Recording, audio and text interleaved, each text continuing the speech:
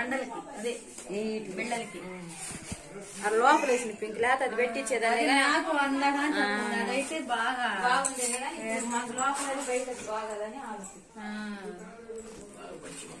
బాగా ఉండింది. పింక్ బాగుండేది.